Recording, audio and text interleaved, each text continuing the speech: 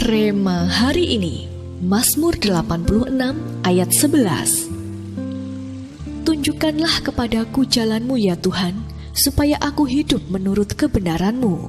Bulatkanlah hatiku untuk takut akan nama-Mu.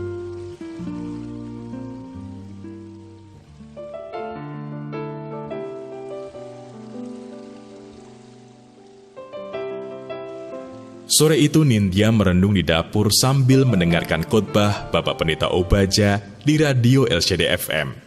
Ia mendengarkan dengan seksama setiap firman yang diberikan dan bertanya-tanya bagaimana caranya untuk membesarkan usaha kuliner keluarganya di masa pandemi ini.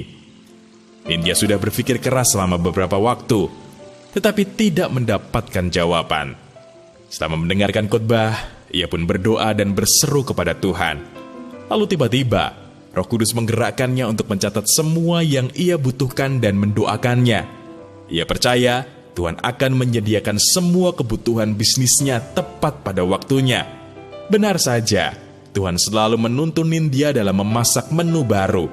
Bahkan menu itu menjadi top selling di usahanya.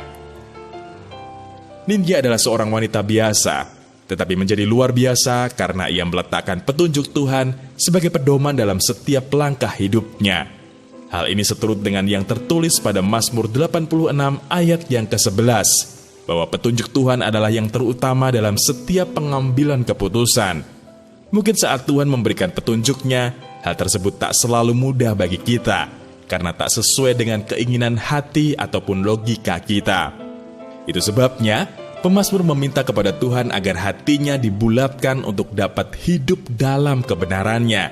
Ya, kita perlu menyadari, ketika hati kita fokus kepada Tuhan, kita akan selalu hidup dalam kebenarannya dan terus dalam tuntunannya.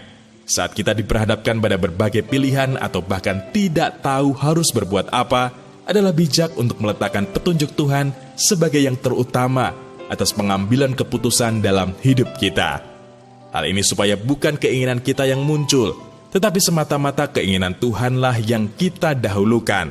Sebab pada akhirnya, petunjuk Tuhanlah yang membuat kita hidup sesuai dengan rencana Allah yang terbaik bagi kita. Dengan taat dan setia, kita pun akan masuk dalam perjanjian damai-Nya dan hidup dalam berkat serta anugerah-Nya yang luar biasa atas kita. Apakah Anda pernah bingung dalam mengambil keputusan? Langkah pertama apa yang Anda lakukan? Apa yang Anda lakukan dalam mencari petunjuk Tuhan? Apa yang perlu kita lakukan agar petunjuk Tuhan diperoleh dengan hati yang legawa?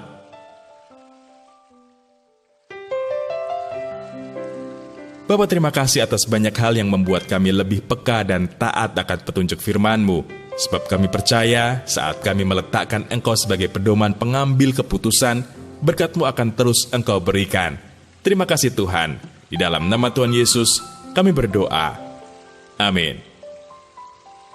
Biasakan diri untuk mencari petunjuk Tuhan sebelum mengambil keputusan.